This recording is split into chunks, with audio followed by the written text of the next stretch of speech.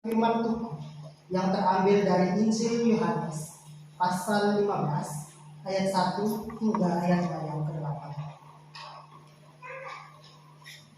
Injil Yohanes pasal 15 ayat 1 hingga ayatnya yang ke-8. Sebelum kita membaca serta merenungkan kebenaran firman Tuhan, maka marilah kita memohon tuntunan dari Roh Kudus. Kita berdoa. Terpujilah Engkau ya Allah Bapa, Allah Putra serta Allah Roh Kudus, Allah yang kami sapa, Allah yang kami imani, dan Allah yang kami kenal melalui Juru Selamat dan Tuhan kami Yesus Kristus. Kami mengucap syukur kepada-Mu ya Allah atas perkenanan dan cinta kasih-Mu. Kau masih memberikan kami kesempatan untuk bersekutu bersama dalam ruang ibadah pada pagi hari ini Tuhan. Kini saatnya Tuhan, kami akan mendengarkan kebenaran firman Tuhan yang akan disampaikan melalui bibir mulut hamba sendiri. Mari Tuhan memberkati setiap dari kami yang mendengarkan, terkhususnya memberkati hamba yang akan mewartakan kebenaran firman-Mu. Singkatlah setiap suara yang tidak berasal dari-Mu ya Bapa, dan biarkanlah suara Tuhan saja yang bergema dalam hati dan pikiran kami.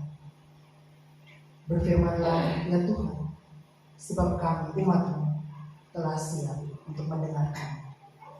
Di dalam nama Yesus Kristus, Sang Firman yang hidup itu, kami telah datang dan berdoa. Amin.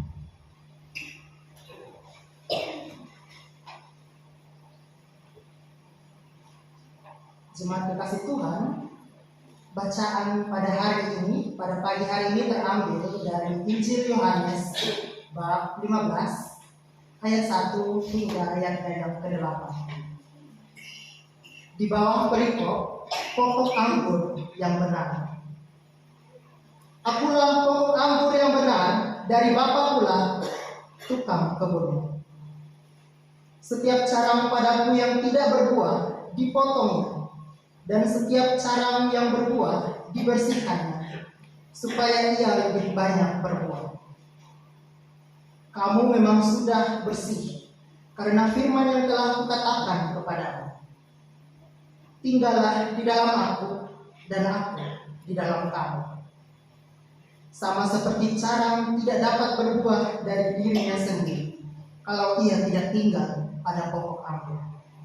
Demikian juga kamu tidak berbuah jikalau kamu tidak tinggal di dalam aku. Akulah pokok anggur dan kamulah carang-carangnya. Siapa yang tinggal di dalam aku dan aku di dalam dia, ia berbuah banyak. Sebab di luar aku kamu tidak dapat berbuat apa-apa. Siapa yang tidak tinggal di dalam aku, ia dibuang keluar seperti ranting dan menjadi kering. Kemudian dikumpulkan orang dan dicampakkan ke dalam api, lalu dibakar. Jikalau kamu tinggal di dalam aku dan firman-Ku tinggal di dalam kamu, mintalah apa yang kamu kehendaki, maka akan diberikan kepadamu. Dalam hal inilah Bapa-Ku dimuliakan, bahwa kamu berbuat banyak dan menunjukkan kamu adalah murid-murid-Ku. Demikianlah sabda Tuhan yang dikatakan berbahagia ialah setiap dari kita yang tidak hanya mendengarkan firman Allah, namun juga mempraktikkannya dalam kehidupan kita hari lepas hari. Haleluya.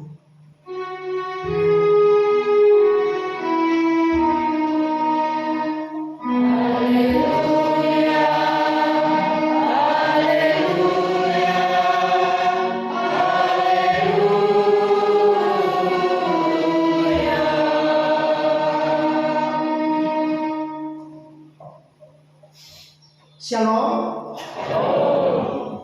Sugeng dinten Minggu, Ibu Bapak jemaat yang terkasih. Sugeng dinten Minggu. Sebelum saya memulai perenungan akan kebenaran firman Tuhan, izinkan saya untuk memperkenalkan diri terlebih dahulu. Ada satu pepatah yang mengatakan yang disayang oleh Ibu Bapak Jemaat yang terkasih sekalian, maka izinkan saya untuk memperkenalkan diri saya. Perkenalkan, nama saya Ludwig Samuel Riubale. Ibu Bapak Jemaat terkasih Tuhan boleh menyapa saya dengan sapaan Sam. Dengan Sam. Saya berasal dari Kupang, Nusa Tenggara Timur. Saya sedang menempuh pendidikan di Universitas Kristen Satya Wacana, Fakultas Teologi, semester 6. Demikian perkenalan singkat yang bisa saya sampaikan. Ibu Bapak dan jemaat yang terkasih, suatu ungkapan syukur yang besar bagi saya khususnya ketika kita semua masih diberikan kesempatan oleh Sang Pemilik kehidupan untuk kita bersekutu, berkumpul bersama, berbakti bersama di dalam ruang kebaktian pada pagi hari ini. Perenungan akan kebenaran firman Tuhan berada di bawah terang tema menyatu, bukan menjadi benalu dan bukan menjadi parasit. Next slide.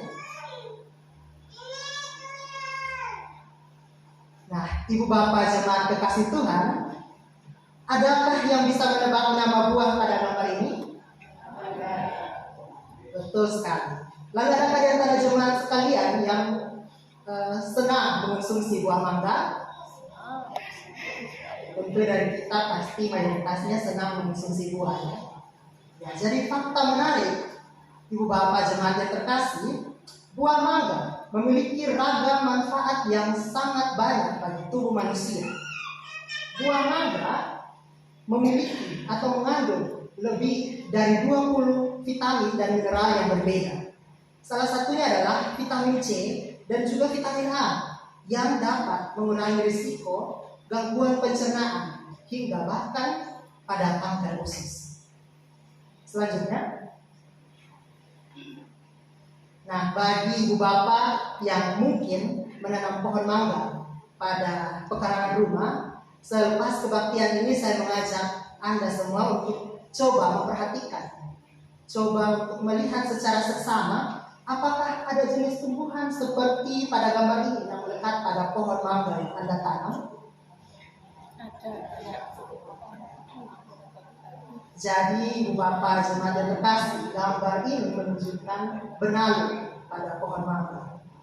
Nah, benalu kerap ditemui tumbuh di pohon-pohon dan memenuhi ranting-ranting atau cabang dari pohon tersebut. Dan biasa kerap kali atau acap kali kita temui di pohon mangga benalu yang jenis demikian. Nah, benalu yang melekat pada pohon harus segera dibersihkan. Pertanyaannya kenapa? Kenapa harus segera dibersihkan benalu yang melekat pada pohon tersebut? Karena keberadaan benalu yang melekat pada ranting pohon sangat mengganggu pertumbuhan dari tanaman yang ia lekat. Benalu akan menghisap sari-sari atau nutrisi dari tanaman inang, lalu mengambil untung serta meninggalkan rugi bagi tanaman inang. Nah, keberadaan benalu yang mengambil untung lalu meninggalkan rugi pada pohon mangga mengingatkan saya pada satu quotes di media sosial. Mungkin ibu bapak serta saudari-saudara sekalian juga pernah membaca ataupun mendengarkan quotes ini. Quotes-nya berbunyi demikian: ada 3 opsi dalam hidup kita: bermanfaat, memanfaatkan, atau dimanfaatkan. Nah, pertanyaannya bagi kita, dari ketiga opsi tersebut, manakah yang Anda pilih? Bermanfaat, menjadi berkat bagi banyak orang, atau memanfaatkan orang lain, ataukah Anda sendiri yang sedang dimanfaatkan oleh orang? Jemaat yang terkasih, gambaran terkait benalu dan pohon mangga yang saya sampaikan diharapkan dapat menolong kita semua sebagai pendengar dapat memahami maksud dari perenungan pada pagi hari ini. Nah, metode pengajaran menggunakan analogi juga dilakukan oleh Tuhan Yesus pada masa itu.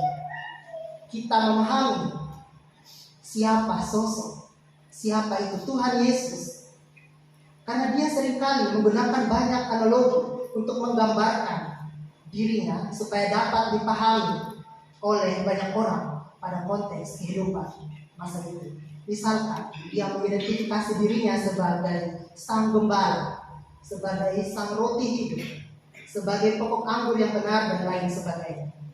Nah, semua analogi yang Yesus sampaikan ternyata berangkat dari hal-hal lazim yang dijumpai pada konteks kehidupan masyarakat Yahudi pada saat itu.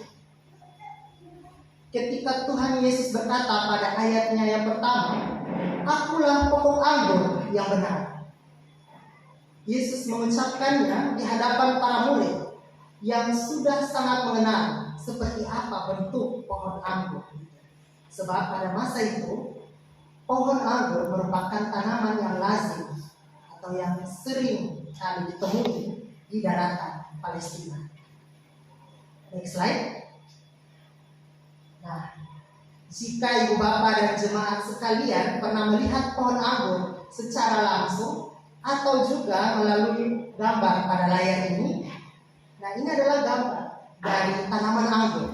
Nah, orang-orang Yahudi biasa menanam tanaman anggur di wilayah atau lahan atau pekarangan yang luas dan ditanam dalam pola baris per baris seperti pada gambar ini.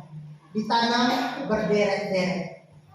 Nah, struktur pohon anggur ini memiliki satu batang tunggal dan juga dengan banyak ranting.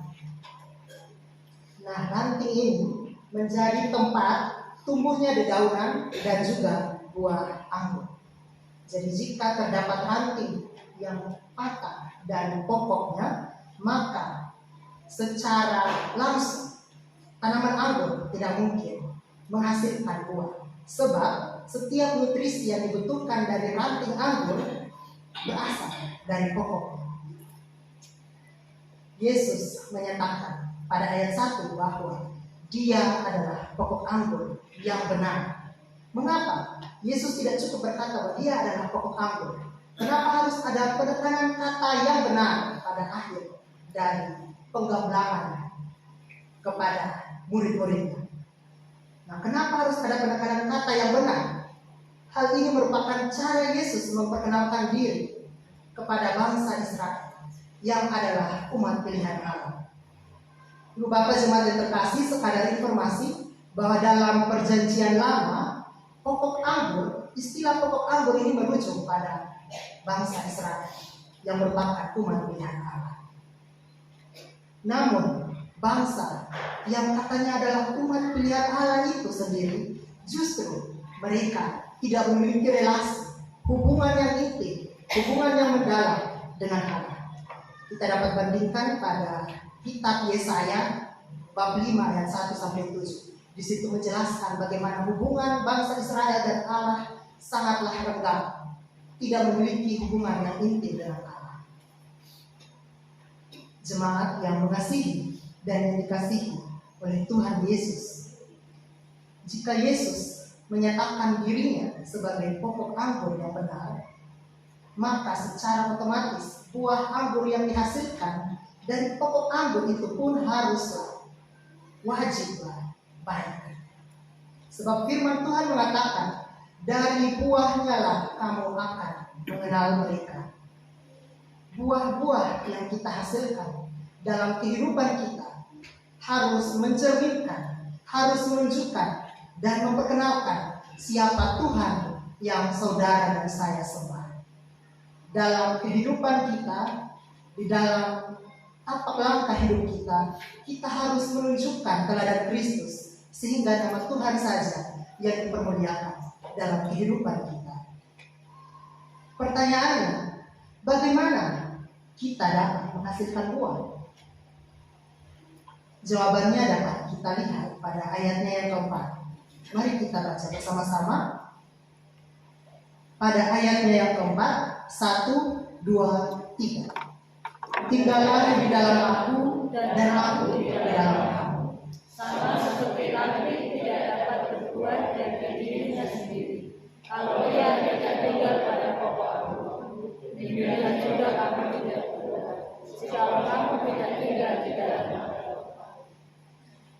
jawaban dari pertanyaan kita, bagaimana kita dapat menghasilkan buah-buah rohani dalam kehidupan kita yang dapat memuliakan Allah? Jawabannya adalah tinggallah di dalam Dia, dan biarkanlah Dia tinggal di dalam kehidupan ibu bapak serta saya juga. Nah, kata tinggal dalam bahasa Yunani adalah meno. Nah, kata meno ini digunakan oleh penulis Yohanes sebanyak 67 kali di dalam tulisannya. Artinya apa? Artinya kata tinggal yang disebutkan atau digunakan sebanyak 67 kali ini hendak menunjukkan betapa berartinya, betapa bermaknanya kata tinggal tersebut. Kata tinggal di sini bukan menunjukkan di mana. Sekali lagi, kata tinggal di sini bukan menunjukkan di mana, tetapi kata tinggal di sini hendak menunjukkan berapa lama. Jadi kata tinggal itu menunjukkan waktu yang lama, waktu yang panjang, suatu keberlanjutan dari relasi yang mendalam, dan siklus dari relasi tersebut terus menerus dan dalam waktu yang lama. Sekali lagi ibu bapak, jemaat Tuhan yang terkasih, Yesus tidak meminta banyak dari kita. Dia hanya meminta kita untuk tinggal di dalamnya, dan biarkanlah Dia tinggal di dalam kita. Cukup melekat pada pohon, maka buah akan keluar dengan sendirinya. Persoalannya adalah tidak semua dari kita mau memberi diri untuk tinggal bersama dan di dalam persekutuan dengan Allah. Yang lebih parahnya lagi, ibu bapak, saudara-saudara yang terkasih, sekalinya ada yang melekat, justru mereka hanya menjadi benalu, hanya menjadi parasit yang mengambil keuntungan lalu tidak menghasilkan buah. Nah, ibu bapak serta jemaat yang terkasih, ketika kita semua, termasuk saya, ketika kita sudah melekat pada Tuhan, pada pokok pohon itu sendiri, lalu kita menghasilkan buah yang baik, maka ingatlah bahwa engkau dan saya menghasilkan buah agar nama Allah saja yang dipermuliakan. Kita baca pada ayat yang ke-8, dalam hal inilah Bapakku dimuliakan, bahwa kamu berbuah banyak dan menunjukkan kamu adalah murid-muridku. Saya tegaskan bagi kita semua yang ada pada gedung kebaktian pada pagi hari ini, sekali-kali jangan pernah memiliki inisiatif untuk mencuri kemuliaan dari Tuhan itu sendiri. Karena prinsipnya di sini berbuah banyak bukanlah karena pekerjaan saudara dan saya, tetapi ini karena Allah sendirilah yang berbuah melalui kita. Dan pada akhirnya yang berbuah adalah pokok pohon, bukan rantingnya. Saya ingin menjelaskan dalam bahasa yang sederhana, kita tidak dapat mengatakan bahwa ranting mangga itu berbuah. Kita tidak dapat, atau bahkan kita juga tidak pernah mengatakan hal demikian. Kita sering mengatakan bahwa pohon mangga itu menghasilkan buah. Tidak pernah kita mengatakan ranting mangga itu menghasilkan buah. Nah, di sini saya tegaskan bahwa berbuah di sini bukan karena hasil usaha kita, tetapi karena Allah sendirilah yang berinisiatif untuk berbuah melalui kita sebagai cara atau sebagai ranting yang melekat pada pokok pohon. Ibu bapak, saudari-saudara yang terkasih, tentu buah yang dihasilkan oleh ranting pohon sudah pasti sesuai dengan pokok pohon itu sendiri. Tidak pernah ya dalam sejarah pohon mangga menghasilkan buah rambutan atau pohon rambutan menghasilkan buah mangga. Sudah pasti pohon mangga menghasilkan buah mangga, pohon rambutan menghasilkan buah rambutan, pohon anggur menghasilkan buah anggur. Jadi sudah pasti pohon anggur pasti menghasilkan buah anggur. Nah, demikian juga setiap kita yang menyatakan bahwa dirinya melekat pada Tuhan, maka sudah seharusnya menghasilkan buah yang sesuai dengan teladan Kristus Yesus sebagai pokok pohon itu sendiri. Teladan Yesus seperti apa? Yesus yang mengasihi setiap orang, Yesus yang rendah hati, Yesus yang sering berkomunikasi dan menyempatkan waktu untuk bersekutu dengan Bapa. Teladan Yesus itulah yang harus terpancar dalam sikap hidup kita sebagai umat beriman, di dalam kita menjalani hari-hari hidup yang masih dipercayakan oleh Sang Pemilik kehidupan kita. Ibu Bapak, jemaat yang terkasih, pada pagi hari ini ada dua hal yang mau diajarkan oleh firman Tuhan bagi kita pada pagi hari ini. Next slide. Yang pertama, kita dipanggil untuk menjadi ranting buah yang menyatu dengan pokok pohon, bukan menjadi benalu atau parasit yang tidak menghasilkan sesuatu. Jemaat yang terkasih, kita tahu secara benar ya bahwa pohon yang menghasilkan buah pasti banyak diminati oleh orang lain. Layaknya pohon mangga yang berbuah di pekarangan rumah tetangga kita juga punya keinginan untuk mengambil buah mangga. Demikian juga ketika pohon yang berbuah lebat, pohon yang berbuah banyak, dan juga pohon yang berbuah baik pasti menarik minat dari banyak orang. Nah, demikian juga hidup kita. Tuhan telah menetapkan saudari-saudara, ibu bapak sekalian, serta saya untuk berbuah.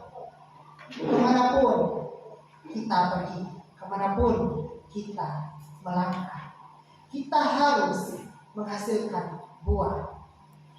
Buah yang dapat dinikmati oleh orang lain, serta buah yang menjadi berkat bagi banyak orang. Ibu bapak serta jemaat yang terkasih, jangan salah kaprah. Buah yang saya maksudkan di sini adalah kontribusi kita, dampak kita bagi komunitas kita, serta apa karya hidup kita yang kita lakukan dalam kehidupan kita. Saya teringat dengan salah satu penulis buku terkenal bernama Dr. Miles Monroe.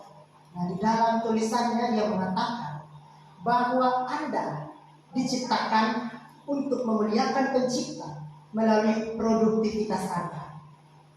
Jadi memuliakan Tuhan tidak hanya di dalam gedung-gedung kebaktian, tidak hanya dalam lingkup gereja, tetapi juga dengan menggunakan tangan Anda untuk bekerja. Pekerjaan yang produktif, yang bermanfaat, serta membawa dampak positif. Sehari sebelum saya naik mimbar di Nalen, kemarin saya bersama dengan Pak Wahyu, kita melakukan survei. Dan saya bertanya kepada Bapak Wahyu, mayoritas pekerjaan di jemaat PKJ Nalen ini apa? Dan Pak Wahyu menjawab bahwa mayoritas di sini adalah petani. Apakah itu benar? Nah, maka saya mengundang kita semua yang berprofesi sebagai petani, sebagai penjual, sebagai penjaga toko, sebagai wirausaha dan lain sebagainya. Gunakan pekerjaan Anda, gunakan tangan Anda untuk menghasilkan sesuatu yang bermanfaat, yang berdampak, dan membawa hal yang positif bagi komunitas di mana Anda ditempatkan.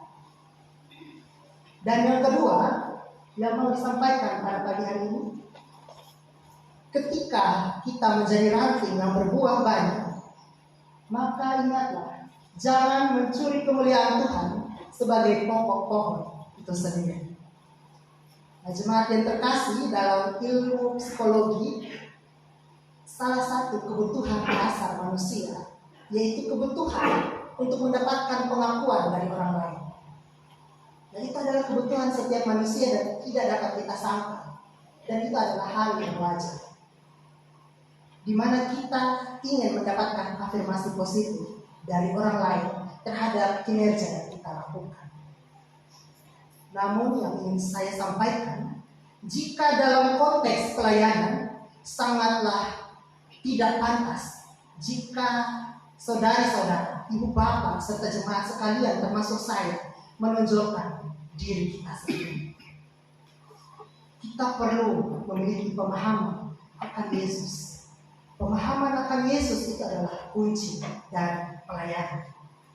Dengan memahami keutamaan Yesus, Sang Mesias itu, maka seorang yang melayani Tuhan sekiranya tidak memiliki inisiasi untuk membanggakan atau untuk meninggikan diri sendiri. Oleh sebab itu, saya hendak mengajarkan kepada kita semua bahwa waspadalah terhadap ego dirimu sendiri. Jangan sampai ketika kita melakukan pelayanan hanya untuk mendapatkan pengakuan dari orang lain dan kita telah mencuri kemuliaan Tuhan sebagai sang kepala dan pemilik pelayanan itu sendiri. Jemaat yang mengasihi dan yang dikasihi oleh Tuhan Yesus Kristus, saya mengajak kita semua, marilah kita merenungkan kembali panggilan hidup kita. Apa tujuan kita dipanggil? Apa tujuan kita hidup? Itu adalah hal yang mendasar, itu adalah hal yang fundamental dalam kehidupan kita. Sekali lagi, Yesus tidak meminta banyak. Dia hanya meminta engkau dan saya, ibu bapa serta saudari-saudara sekalian, untuk membuka hati kita untuk tinggal di dalam dan biarkan Allah tinggal di dalam diri kita. Cukup melekat pada pokok-pokok itu sendiri, maka buah akan keluar dengan sendirinya. Buah yang dapat dinikmati orang-orang yang memiliki kerinduan untuk berbuah di dalam kehidupan kita. Bukalah hatimu, bukalah diri, dan biarkanlah Allah bekerja melalui diri ibu bapa, saudari-saudara sekalian. Tuhan Yesus memampukan kita untuk menghasilkan buah yang baik dalam setiap tapak langkah hidup kita. Amin. Tuhan kami Yesus Kristus, kami mengucap syukur Bapa untuk setiap hal yang telah Tuhan kerjakan di dalam kehidupan kami. Khususnya pada pagi hari ini Tuhan, Tuhan telah menggerakkan hati kami sebagai umat beriman untuk bersekutu dan berkumpul bersama, memuji, memuliakan, membaca serta merenungkan akan kebenaran sabda. Kami mengucap syukur Tuhan untuk sabda yang telah disampaikan oleh hamba-Mu yang hina ini. Hamba yang tidak dapat berkata-kata, tapi Roh Kudus yang memampukan hamba untuk menyampaikan firman bagi setiap pendengar di GKJ Tutang Timur, Kepantan Manen. Mari Bapa memberkati setiap telinga yang mendengarkan firman yang telah disampaikan.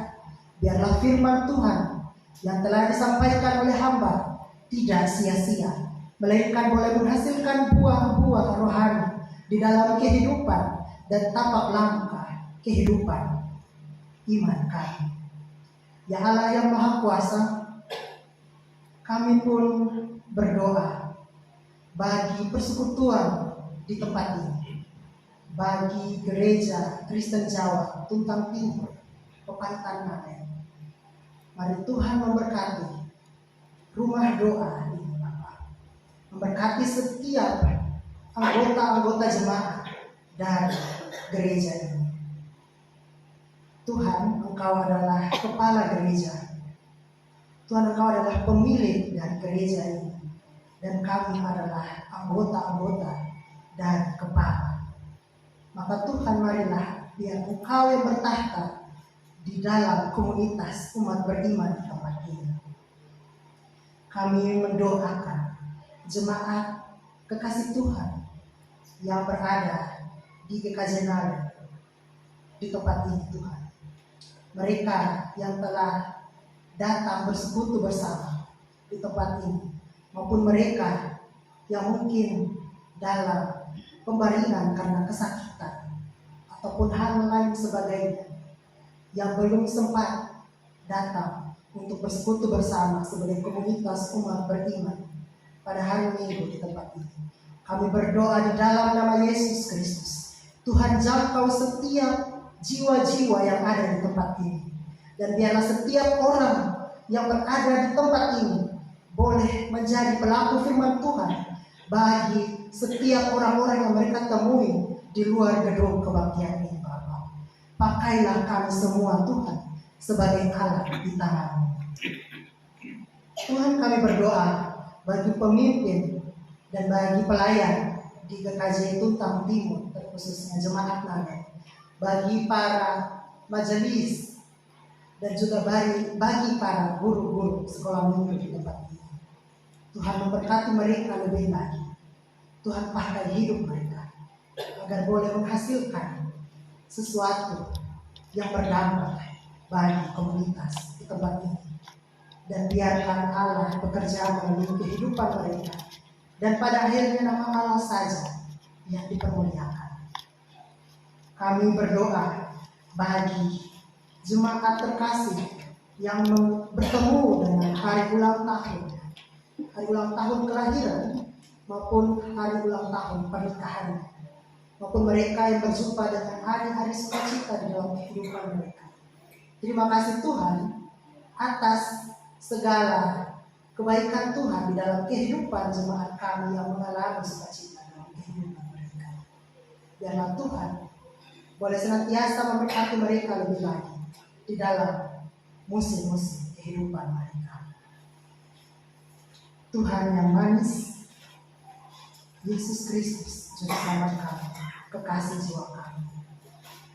Kami datang Tuhan sebagaimana kami ada. Tidak ada yang tersembunyi di hadapan hadirat-Mu Allah. Kami datang dengan membawa setiap pergumulan pribadi kami Tuhan. Pergumulan yang tidak dapat hamba sampaikan melalui kata-kata yang terukir indah Bapa. Tapi Tuhan, dari hati yang terdalam hamba berdoa.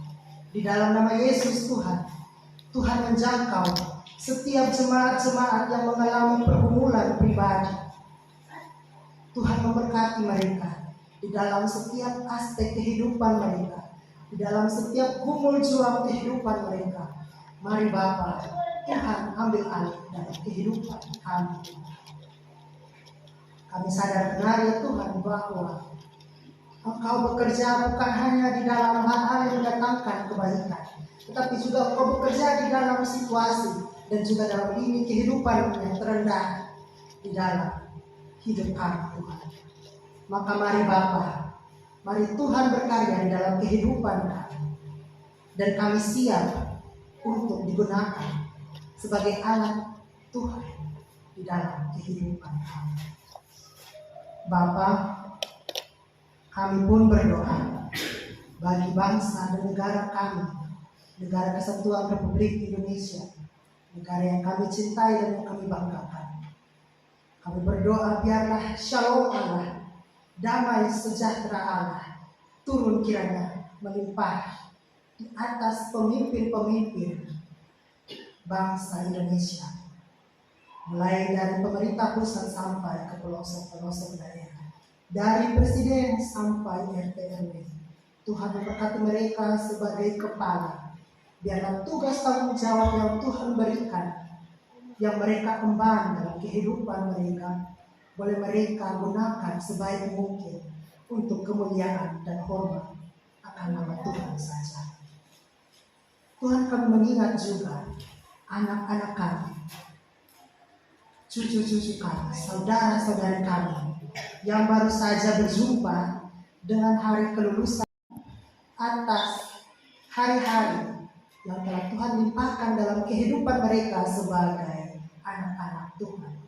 Mereka telah berjumpa di mana pada akhirnya mereka telah berjumpa dengan hasil usaha mereka dalam pendidikan mereka. Biarlah Tuhan memberkati mereka lebih lagi, dan biarlah mereka boleh berkontribusi di dalam komunitas di mana Tuhan tempatkan mereka berada. Tuhan, pada momen yang indah ini Tuhan, kami hendak menaikkan doa pribadi kami. Kiranya Tuhan mendengarkan doa-doa yang tidak dapat kami sampaikan pada pagi hari ini, melainkan melalui sunyi hati kami Tuhan mendengarkan. Marilah kita berdoa, kita menaikkan segala gumul hidup kita di hadapan Tuhan Sang Pemilik kehidupan kita.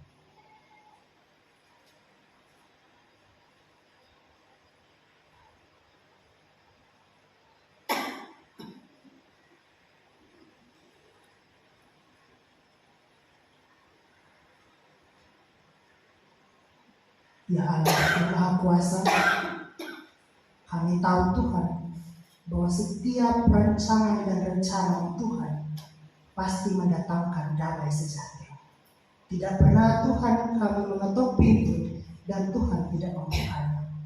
Tidak pernah Tuhan kami meminta roti dan Tuhan memberikan kala sedikit. Kami percaya Tuhan bahwa setiap apa yang Tuhan pandang baik itu yang paling terbaik bagi kehidupan kami. Maka Allah yang Maha Kuasa, berkenanlah Tuhan, sendirikanlah telinga kasih-Mu dan ulurkanlah tangan pengasihan-Mu bagi kami semua. Seluruh doa dan harapan kami satukan pada doa yang telah diajarkan oleh Tuhan Yesus Juru Selamat kami di dalam doa Bapa kami yang akan kami doakan secara bersama-sama. Bapa kami yang di surga, dikuduskanlah namamu, datanglah kerajaan, jadilah kehendakmu di bumi seperti di surga. Berikanlah kami pada hari ini makanan kami yang secukupnya, dan ampunilah kami akan kesalahan kami, seperti kami juga mengampuni orang yang bersalah. Jangan masukkan kami ke dalam pencobaan, lepaskanlah kami daripada yang jahat. Engkaulah yang punya kerajaan dan kuasa dan kemuliaan sampai selama-lamanya. Amin.